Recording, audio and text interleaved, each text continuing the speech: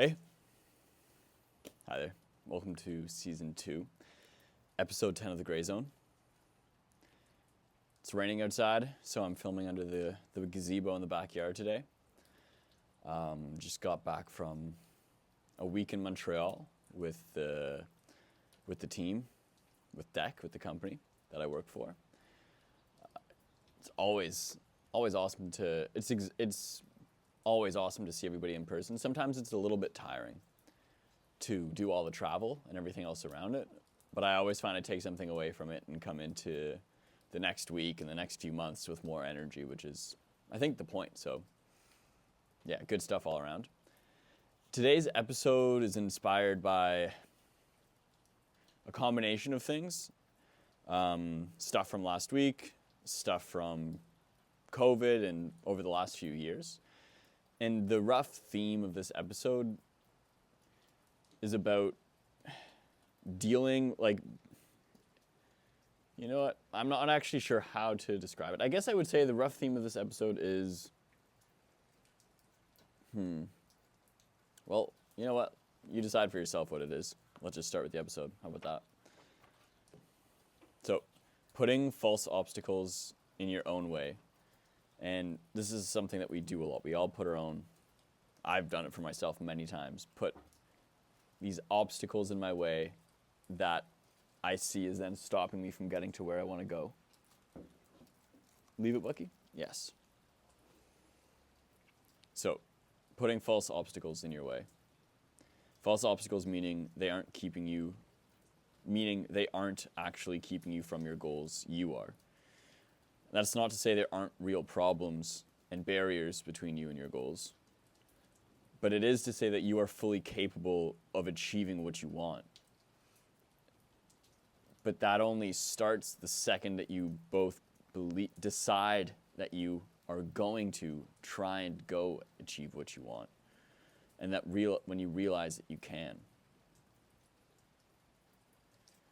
That doesn't mean that you're going to get to where you want to go quickly or at all, but it does mean that it's possible. And giving yourself the permission to try, the permission to believe in yourself enough to try, is often the first step. And it's so easy to find so many problems in our lives with the things that we're doing, things that we're not doing, and to say it because of X, because I'm not doing X, I'm not where I want to be, I'm not getting what I want in my life, I'm not who I want to be. Or because I'm not doing enough of Y, I'm not more successful, I'm not this, I'm not able to achieve what I want to achieve. And then we start to focus on, I need to do less of this thing, or I need to do more of this thing. And from my experience, while there might be truth to that, it's a waste of time and energy. And those problems can go away the second that you decide that they're no longer problems.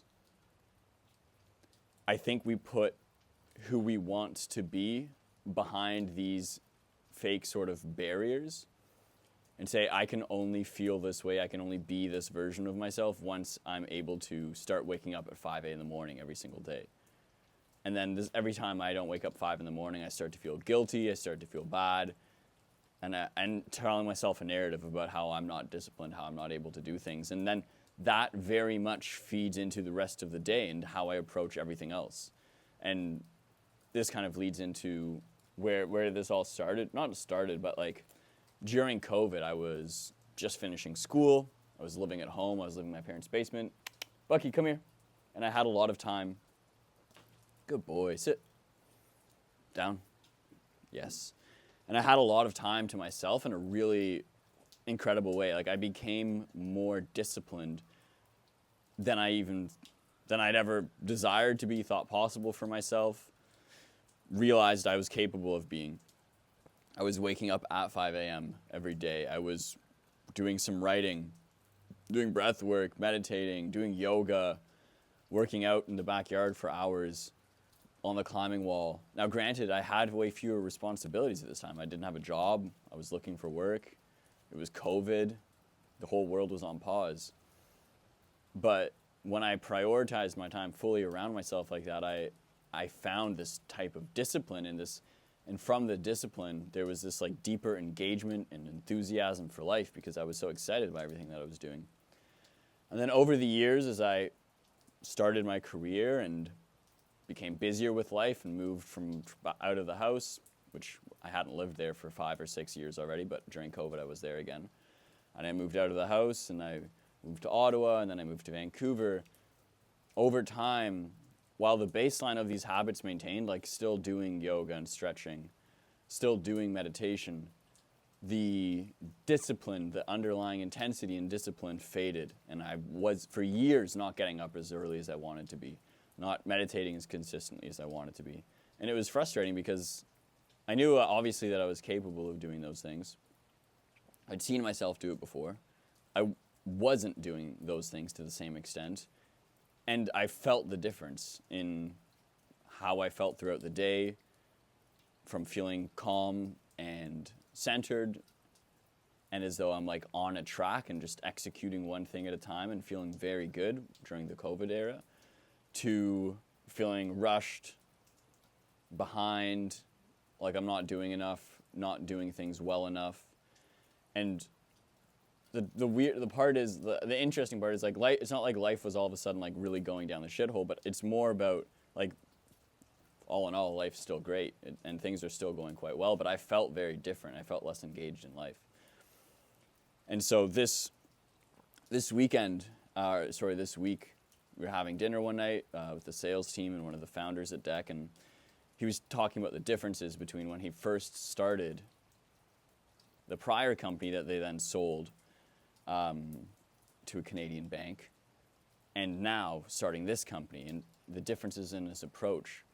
And the underlying difference went from in this first instance, trying to surround himself with smart people to make decisions because they had the expertise, to bringing in the best people, bringing in the smart people, but realizing that as the founder and as the leader, between him and the other founders, they needed to be the ones to be decisive, to act quickly, and to make decisions and not hesitate and wait for others to stand up and use their smartness. And to me, this speaks to what I'm kind of have been talking about so far a little bit. Like, there's this recognition between the first company and the second company that the lesson I think he learned is like, I need to trust myself and I need to do what I think I need to do and act on those decisions and the vision that you have as a founder, right? And in many ways, we're all like the business owner of our own lives.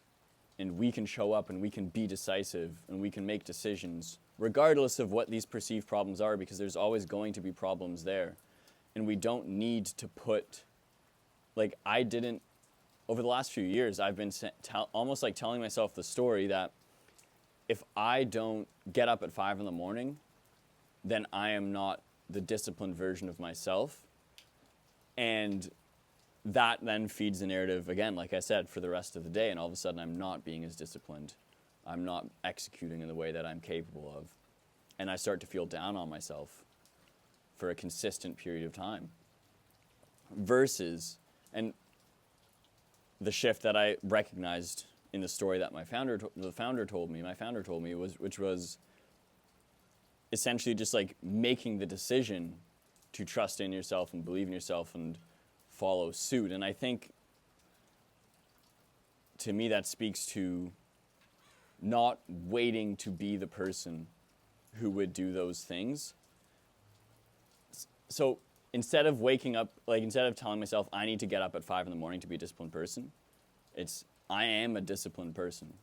What would I do if I was the most disciplined version of myself? I would be getting up. Okay, then I'm just going to do that thing. And it sounds like there's such a subtle shift there that it's almost irrelevant, I think. But still, it seems to me that it holds real sway and influence over how I feel, which then impacts how I act and how I show up every single day.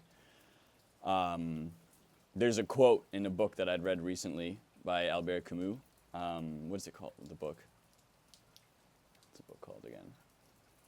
The Myth of Sisyphus. And it really hit me, and there is no frontier between who a person is and who they want to be. And to me, that in one sentence encapsulates what I've been trying to point at and speak to like varying degrees of effectiveness. But there is no barrier between who you want to be and who you are. And we can choose which version of ourselves we want to be in any given moment, or we can let the outside world decide that for us by seeking validation of like, oh, if I don't have these things, these material possessions, or if these markers aren't showing up in my life, then I'm not a disciplined person. Something's wrong. And that sends you in a downward spiral versus I am a disciplined person regardless of what my life right now says about me, and I'm going to execute from that place.